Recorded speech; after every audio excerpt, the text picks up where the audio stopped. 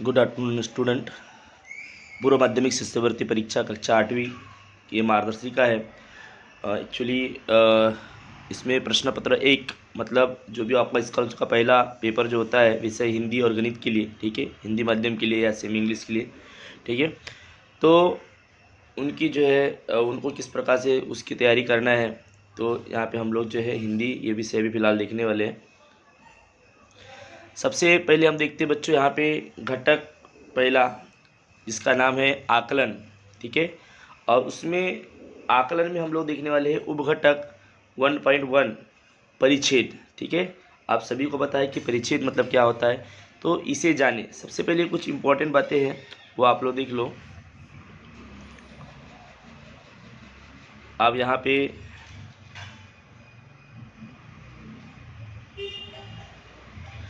बच्चों आप लोग देख रहे होंगे यहाँ पे जो है यहाँ पे कुछ इंपॉर्टेंट बातें दी हुई है, इसे जाने, परिच्छेद को ध्यानपूर्वक पढ़े व समझे। सबसे पहले जो भी परिच्छेद आपको दिया गया है पेपर में, उस परिच्छेद को पहले आपको ध्यानपूर्वक पढ़ना है और समझना है। मतलब आकलन भी होना चाहिए, उसका मीनिंग भी समझ में आना चाहिए, उसका अर्थ भी आपको समझ में आना चाहिए। दूसरा, परिच्छेद पढ़ते समय घटना, प्रसंग, संवाद, वर्णन इत्यादि का स्मरण रखो। मतलब परिच्छेद में जो भी घटना हुई है, जो भी प्रसंग हुआ है, जो भी संवाद है, इसका वर्णन सभी का स्मरण आपको रखना है कि आपने क्या पढ़े। परिच्छेद पढ़ने के बाद प्रश्न पढ़े और उसके पर्यायी उत्तर खोजे। इसी प्रोसेस से आपको जाना है पेपर में भी, ठीक है, कि सबसे पहले परिच्छेद को ध्यानपूर्वक पढ़ना है और समझना है। दूसरा, परिच्छेद पढ़ते समय उसमें जो भी घटना हुई है, जो भी प्रसंग हुआ है, जो भी संवाद हुआ है, वर्णन है इत्यादि सभी बातें जो अपने को ध्यान में रखना है, स्मरण में रखना है। तीसरी बात, परिच्छेद पढ़ने के बाद प्रश्न पढ़े और उसके पर्यायी उत्तर खोजे। प्रश्न पढ़े उसके बाद उसके पर्यायी जो 4 आंसर है उसमें से एक आंसर आपको सही आंसर जो है ढूंढना है, ठीक है। प्रश्न में कोई नया शब्द आता है तो उसका उत्तर परिच्छेद में खोजे। प्रश्न में यदि कोई नया शब्द आता है तो उसका उत्तर परिच्छेद में खोजना है। परिच्छेद आकलन के लिए शब्द संपत्ति पर प्रभुत्व आवश्यक है। अगर आपका शब्द संपत्ति पे प्रभुत्व है तो आपको कोई भी परिच्छेद जो है बहुत जल्दी आकलन होगा, मतलब समझेगा, ठीक है। तो परिच्छेद से 3 प्रश्न पूछे जाते हैं। कोई भी एक परिच्छेद जो है उस परिच्छेद से आपको 3 प्रश्न पूछे जाएंगे, ठीक है। अब यहाँ पे हम लोग परिच्छेद देखते हैं। प्रश्न पहला, पहले से तीसरे के लिए जो इंस्ट्रक्शन दी हुई है, निम्न परिच्छेद पढ़कर उस पर आधारित प्रश्नों के उत्तर के लिए उचित विकल्प चुनकर वृत्त में रंग भरो, ठीक है। ये आप देख रहे हो कि निम्नलिखित परिच्छेद पढ़कर उस पर आधारित प्रश्नों के उत्तर के लिए उचित विकल्प चुनकर वृत्त में रंग भरना है। तो सबसे पहले हम लोग ध्यानपूर्वक परिच्छेद को पढ़ते बच्चों, ठीक है। क्या है परिच्छेद? आज भले ही मैं तुम्हें इतना विशाल महाकाय वृक्ष दिख रहा हो, लेकिन मेरा जन्म घर के आंगन में आम की गुठली से हुआ। तुम्हारे दादाजी ने मुझे आंगन से निकालकर अपने खेत की मेड़ पर लगाया। उस दिन तुम्हारे दादाजी के पिताजी की बरसी थी, अतः स्मृति वृक्ष के रूप में दादाजी तथा परिवार के लोग मेरा अधिक ध्यान रखने लगे। परिवारजन मुझे नियमित पानी देते रहे, सींचते रहे। मेरे चारों ओर कटीली बाड़ लगाई गई। प्रतिवर्ष मुझ जैसे वृक्ष से पत्ते गिरते थे और फिर मैं हरा भरा बन जाता था। दिन मास और बरस बीतते गए। अब मैं छायादार पेड़ बन गया था। उस दिन का आनंद मैं व्यक्त नहीं कर सकता जब पहली बार मुझ पर बौर आया, मंजरियाँ लगी, अंबियाँ पकने लगी। तो सबसे पहले आपको बताना है प्रश्न पहला, मेरा जन्म कहाँ हुआ था? आंगन में आम की गुठली से। दूसरा, खेत में मेड़ पर। तीसरा, कटीली झाड़ी में। या चौथा ऑप्शन है बगीचे में। तो आपने ये जो पढ़े इसी से आपको समझ में आएगा कि आज भले ही मैं तुम्हें इतना विशाल महाकाय वृक्ष दिख रहा हूँ, लेकिन मेरा जन्म घर के आंगन में आम की गुठली से हुआ था। देखो वहाँ पे पैराग्राफ में स्पष्ट लिखा हुआ है घर के आंगन में आम की गुठली से। तो आपका आंसर क्या आएगा? आंगन में आम की गुठली से। तो आपका ऑप्शन नंबर क्या आएगा? फर्स्ट आएगा, ठीक है।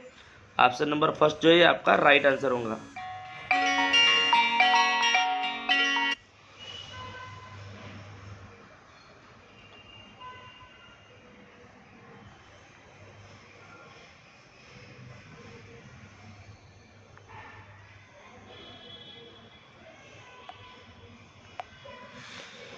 तो आप ऑप्शन नंबर फर्स्ट जो है बच्चों आपका एकदम राइट आंसर होगा। ठीक है, इसको हम लोग ये वाला जो आपका आंसर है पहला, ये राइट आंसर है। इसीलिए यहाँ पर जो है गोला क्रमांक पहला जो है भरा हुआ है। देखो गोला क्रमांक पहला जो है यहाँ पे भरा हुआ है, देख रहे हो आप लोग, ये गोला क्रमांक पहला यहाँ पे फिलअप किया गया है। इसके बाद हम लोग आगे बढ़ते हैं। प्रश्न दूसरा, उस दिन क्या था? दादाजी की बरसी थी, पिताजी की बरसी थी, दादाजी के पिताजी की बरसी थी, उस दिन पर्यावरण दिवस था। देखो यहाँ बताया है कि उस दिन पिताजी की बरसी थी, उस दिन तुम्हारे दादाजी के पिताजी की बरसी थी, उस दिन तुम्हारे दादाजी के पिताजी की बरसी थी।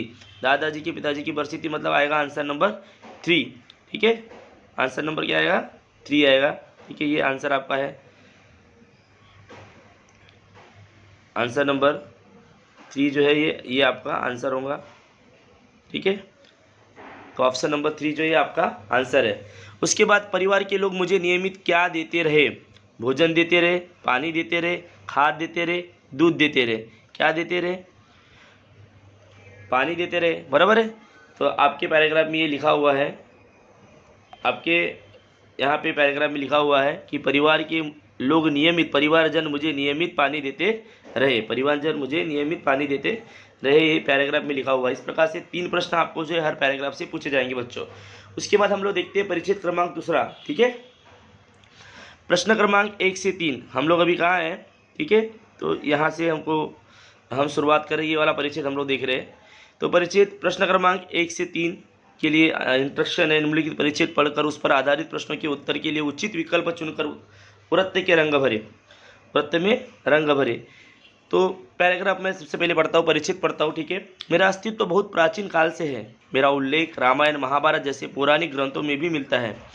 मेरी दुर्गमता के कारण अब तक चंद स्थानीय लोग ही मुझे जानते थे। 1931 में फ्रैंक स्मिथ नामक अंग्रेज पर्वतारोही कामेट शिखर से लौट रहा था। वह अपना रास्ता भूल गया और खोजते खोजते संयोग से मुझ तक पहुँच गया। मेरे अंचल के बेशुमार रंग बिरंगे फूलों को देखकर उसने मेरा नाम रखा फूलों की घाटी। सन 1982 में भारत सरकार ने मुझे राष्ट्रीय उद्यान के रूप में तथा सन 1985 में संयुक्त राष्ट्र संघ ने मुझे विश्व प्रकृति विरासत के रूप में घोषित कर मेरा सम्मान बढ़ाया है।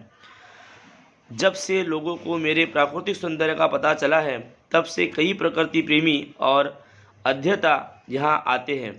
मेरे प्रांगण में कई औषधीय वनस्पतियाँ भी उगती हैं, इनसे आयुर्वेद की गरिमा बढ़ी है। कई वनस्पतियाँ जहरीली भी होती है। मेरे साथ रंग बिरंगी तितलियाँ, कस्तूरी मृग, भालू और तेंदुए भी रहते हैं। इस प्रकार से हमने पैराग्राफ पढ़े जो एक फूलों की घाटी से संबंधित है। उस फूलों की घाटी को राष्ट्रीय उद्यान के रूप में जो है भारत सरकार ने नवाजा था, ये भी हमने देखे। ठीक है, तो हम लोग अब इसके बाद यहाँ बिल्कुल भी हम लोग समय वेस्ट न करते हुए प्रश्नों की ओर चलते हैं। प्रश्न पहला देखते क्या है।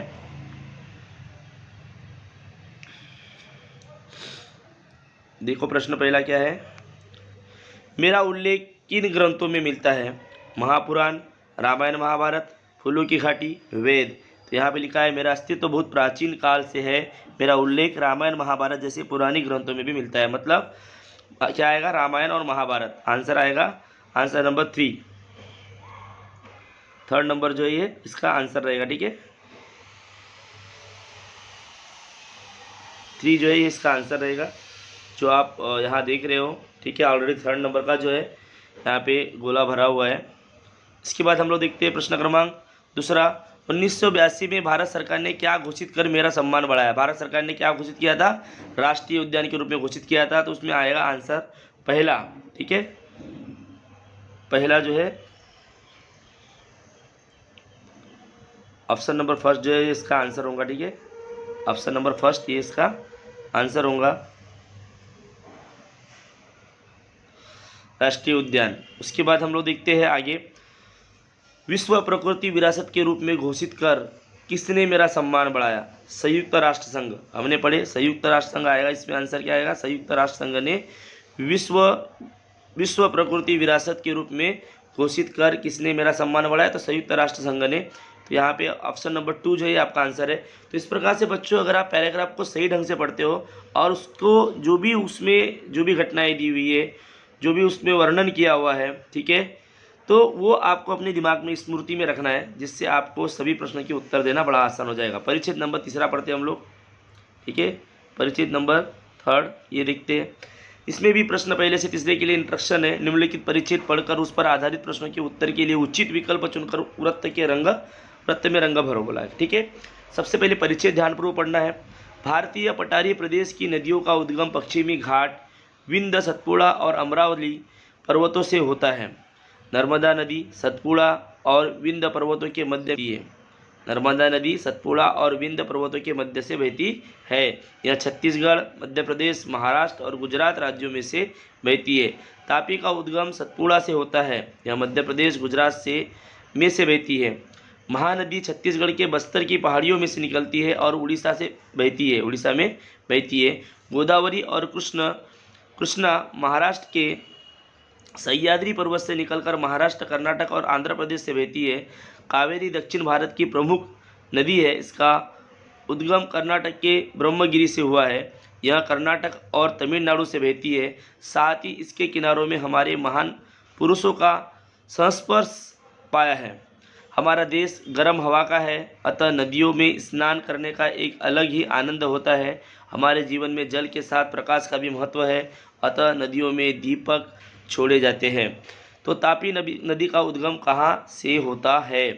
अगर ये आपको पूछा जाएगा तो आप बड़े आसानी से बता सकते कि तापी का उद्गम, देखो आप 3rd लाइन में देख रहे होंगे, आप 3rd लाइन में दिया हुआ है कि तापी का उद्गम सतपुड़ा से होता है, ठीक है।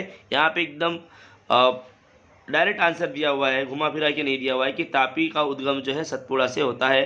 तो आपका आंसर आएगा आंसर नंबर 3rd, ठीक है, ये आएगा आपका आंसर, ठीक है। उसके बाद आगे बढ़ते हैं सेकंड क्वेश्चन की ओर। दक्षिण भारत की प्रमुख नदी कौन सी है? अब आपको पता है कि दक्षिण भारत मतलब नीचे का भाग, तो दक्षिण भारत की प्रमुख नदी कौन सी है? यहाँ पे लिखा हुआ है कावेरी दक्षिण भारत की प्रमुख नदी है। ऐसा आपके पैराग्राफ में स्पष्ट लिखा हुआ है, ठीक है। कहाँ लिखा हुआ है मैं आपको दिखा देता हूँ, ठीक है।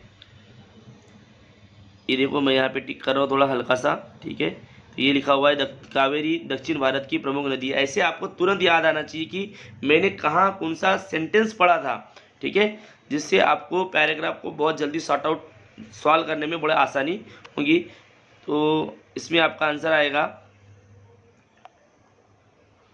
दक्षिण भारत की प्रमुख नदी कौन सी है? तो आएगी कावेरी नदी। उसके बाद भारत देश की हवा कैसी है? आपको देखो या पैराग्राफ के निचले भाग में आपने देखिए, ठीक है, यहाँ लिखा हुआ है कि भारत देश की हवा कैसी है, तो ठीक है, हमारा भारत देश गर्म हवा का है, मतलब भारत देश की हवा कैसी है? गर्म है, ठीक है। ये इससे स्पष्ट होता है कि भारत देश की हवा गर्म है। उसके बाद देखते हैं हम लोग स्वाध्याय प्रश्न 1.1, ठीक है बच्चों, जो आपके लिए है। फिर भी मैं आपको इसको बहुत जल्दी अंडरस्टैंड हो, जल्दी समझे, इसीलिए हम लोग इसके ऊपर भी चर्चा करते हैं, ठीक है, जिससे आपको स्वाध्याय करने में भी आसानी होगी, ठीक है। पूरे भारत में नदियों का जाल फैला हुआ है। भागीरथी, गंगा, मंदाकिनी और अलकनंदा हिमालय से निकलती है। भागीरथी, गंगा, मंदाकिनी और अलकनंदा हिमालय से निकलती है। आगे चलकर इन नदियों का संगम होता है और वह गंगा नाम से जानी जाती है। गंगा भारत की सबसे लंबी नदी है। यमुना नदी गंगा की प्रमुख सहायक नदी है। इसका उद्गम हिमालय में यमुनोत्री से होता है। पूर्व में ब्रह्मपुत्र और उसकी सहायक नदियाँ प्रमुख है। वे अरुणाचल प्रदेश से बहती है। इसका उद्गम मानसरोवर के पास होता है। सिंधु नदी का उद्गम भी यहीं से होता है। भारत में इस नदी की लंबाई कम है। रावी, ब्यास और सतलज नदियाँ हिमाचल प्रदेश और पंजाब की प्रमुख नदियाँ हैं। कावेरी दक्षिण भारत की प्रमुख नदी है। यह कर्नाटक और तमिलनाडु से बहती है। अब यहाँ पे तीनों प्रश्न दिए हुए हैं। भारत की सबसे लंबी नदी कौन सी है?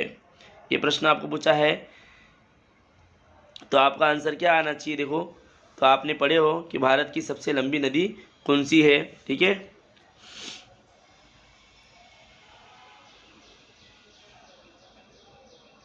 तो हम लोग पैराग्राफ को फिर से एक बार देखते हैं, ठीक है, तो आपको तुरंत इसका आंसर मिलेगा।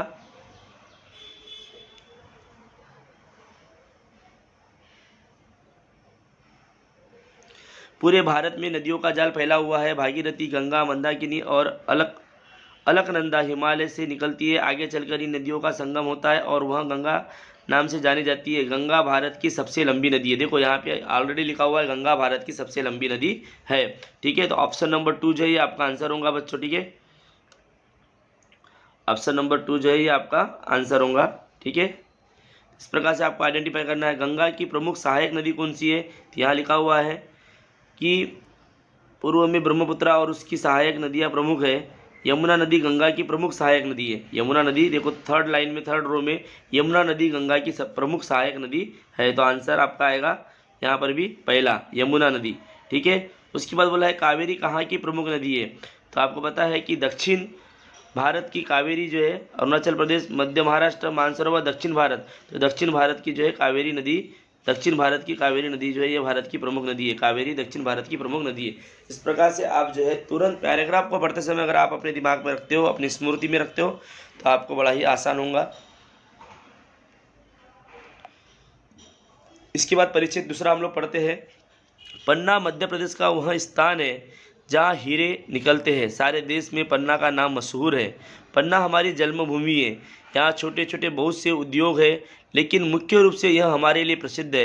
भारत में और कहीं कहीं हम नहीं होते। पन्ना की खानों से निकाल अच्छे से साफ करने और जो है तराशने के संस्कारों से हम बनते हैं। एक ज़माना था जब छत्रसाल राजा ने पन्ना नगर में अपनी राजधानी बनाई थी। वही मैं अपनी जन्मभूमि से बाहर निकाला गया। मैं पृथ्वी के भीतर लगभग 300 मीटर से भी नीचे पड़ा हुआ था, परंतु मुझे अपनी स्थिति से असंतोष न था। मैं जानता था कि किसी दिन जिन्हें मेरी चाह है वह मुझे खोद कर निकालेंगे ही। तो यहाँ पे जो है प्रश्न हम लोग पढ़ते हैं, मध्य प्रदेश का कौन सा स्थान हीरे के लिए प्रसिद्ध है? आप सबको पता है कि पन्ना। पन्ना मध्य प्रदेश का वह स्थान है जहाँ हीरे निकलते हैं, जो हीरे के लिए मशहूर है। सारे देश में पन्ना का नाम मशहूर है। किस राजा की राजधानी पन्ना नगर में थी? तो यहाँ पे लिखा है छत्रसाल राजा की राजधानी जो है ये पन्ना नगर में थी। उसके बाद क्वेश्चन नंबर तीसरा आएगा, पृथ्वी के 300 मीटर नीचे कौन पड़ा था? तो कौन पड़ा था? हीरा। कौन पड़ा हुआ था? हीरा पड़ा हुआ था। ठीक है, यहाँ पे हीरा अपने बारे में बता रहा है। तो पृथ्वी से 300 मीटर नीचे हीरा पड़ा हुआ था। इसके बाद हम लोग देखते हैं परिचय नंबर तीसरा। ठीक है बच्चों, जिससे आपको स्वाध्याय भी समझने में आसानी होंगी। अगर आप हो सकता है कि आपको स्वाध्याय ना समझ में आए तो उस समय आप ये वीडियो देख के जो समझ सकते हैं। इसके बाद देखते हैं हम लोग पैराग्राफ पढ़ते हैं। सबसे पहले जितना फास्ट हो सकता है बट आकलन के साथ समझ करके आपको पढ़ना है। वृक्षों में नीम वैद्य है। नीम का प्रत्येक अंग रोग का नाशक है। इससे बनी सारी वस्तुओं से बीमारी दूर होती है। नीम की छाल घिसकर फोड़े फुंसियों पर लगा दी जाती है। नीम के फलों को बिनोरी कहते हैं। बिनोरी का तेल और नीम की पत्तियों का चूर्ण घावों को ठीक करता है। नीम की दांतों के लिए श्रेष्ठ होती है। नीम की पत्तियों को कोठार में रखकर अनाज भर देते हैं। इससे अनाज में इल्लियाँ या कीट नहीं पड़ते। नीम मूलतः भारत की धरती का पेड़ है। यह भारतीय मूल की वनस्पतियाँ हैं। नीम के पेड़ सदाबहार होते हैं। वनस्पति विज्ञान में नीम के 3 प्रकार हैं। पहला कड़वा नीम है, दूसरा कूला नीम है, इसे भारत में आकाश नीम भी कहते हैं। तीसरा मीठा नीम है, भारत में इसका एक नया कड़ी नीम भी कहते हैं। ठीक है, चूँकि यह भोजन में कड़ी में डाला जाता है, इससे इसका यह नाम पड़ा। भारत में तो यह सभी भागों में और क्षेत्रों में पाया जाता है। हिंदी और अंग्रेजी में इसे नीम कहते हैं। तो बिनोरी किसे कहते हैं? तो बिनोरी किसे कहते हैं? नीम के फलों को बिनोरी कहते हैं। देखो सेकंड लाइन में नीम के फलों को बिनोरी कहते हैं। तो यहाँ पे ऑप्शन नंबर फर्स्ट जो है आपका आंसर होगा, नीम के फलों को बिनोरी कहते हैं। ठीक है, उसके बाद दांतों के लिए किसकी दातुन श्रेष्ठ मानी जाती है? तो यहाँ पर भी बहुत एकदम आसान है, सबको पता है, नीम ये जो है श्रेष्ठ माना जाता है। उसके बाद मीठा नीम को हम किस नाम से जानते हैं? तो मीठा नीम को एक दूसरा नाम बोला है, क्या बोला है? कड़ी नीम।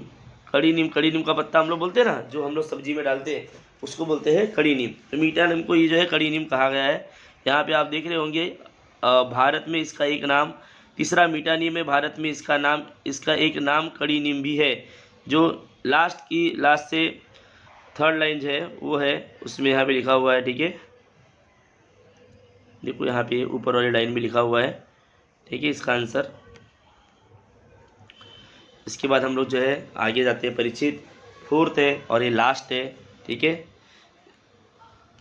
प्रयत्न हमेशा सकारात्मक होने चाहिए। प्रयत्न हमेशा सकारात्मक होने चाहिए। मानवीय इतिहास के विकास में नकारात्मक प्रयत्न मानवीय जीवन के लिए घातक साबित हुए हैं।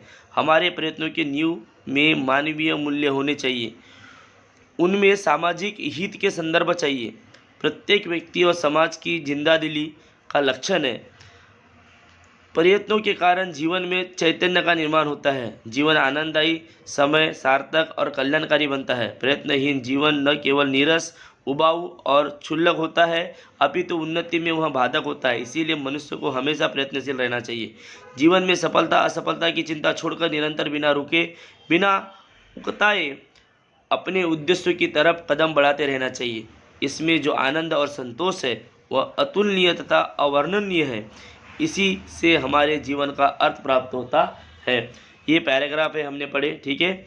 तो प्रयत्न जो है हमेशा सकारात्मक होने चाहिए। प्रयत्न हमेशा कौन सा होना चाहिए? तो एकदम आसान आंसर है आपका, ठीक है। क्या आंसर आएगा कि प्रयत्न हमेशा सकारात्मक होना चाहिए, ठीक है। दूसरा, प्रयत्न व्यक्ति और समाज की स्थान का लक्षण है। तो प्रयत्न व्यक्ति और समाज की जिंदा दिली का लक्षण है। थर्ड लाइन में है, ऊपर से देखो, थर्ड लाइन जिंदा दिली, ठीक है। तो ये इसका आंसर रहेगा। उसके बाद मानवीय इतिहास के विकास में नकारात्मक प्रयत्न मानवीय जीवन के लिए हुआ है नीरस, घातक, उबाऊ, आनंददायी, ठीक है। तो नीरसता जो है हमेशा कैसे साबित हुई है, आप देख रहे होंगे यहाँ पे पैराग्राफ में, आप देखोगे प्रयत्नों के कारण जीवन में चैतन्य का निर्माण होता है। जीवन आनंददायी, सफल और सार्थक बनता है। हाँ, प्रयत्नहीन जीवन न केवल नीरस, उबाऊ और क्षुल्क होता है, अपितु उन्नति में भी बाधक होता है। बोला है मानवीय विकास, नकारात्मक प्रयत्न नीरस भी होता है, घातक भी होता है, उबाऊ भी होता है, ठीक है। तो नकारात्मक प्रयत्न मानवीय जीवन के लिए कैसा साबित हुआ है? जो मानवीय जीवन के लिए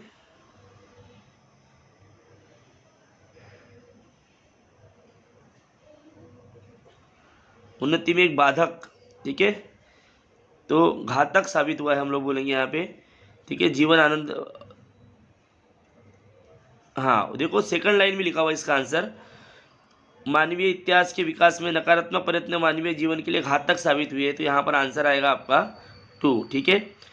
क्योंकि आपको पैराग्राफ में ढूंढना होगा, हो सकता है उसके लिए थोड़ा सा 1-2 सेकंड, 3 सेकंड, 4 सेकंड आपको लगे, ठीक है। ऐसा तो नहीं है कि तुरंत हमको आंसर मिलेगा, ठीक है बच्चों। तो इस प्रकार से हम लोगों ने जो है अभी टॉपिक जो है यूनिट 1 जो आकलन का है, इसमें 1.1 देखे, जिसमें विविध प्रकार के परिचय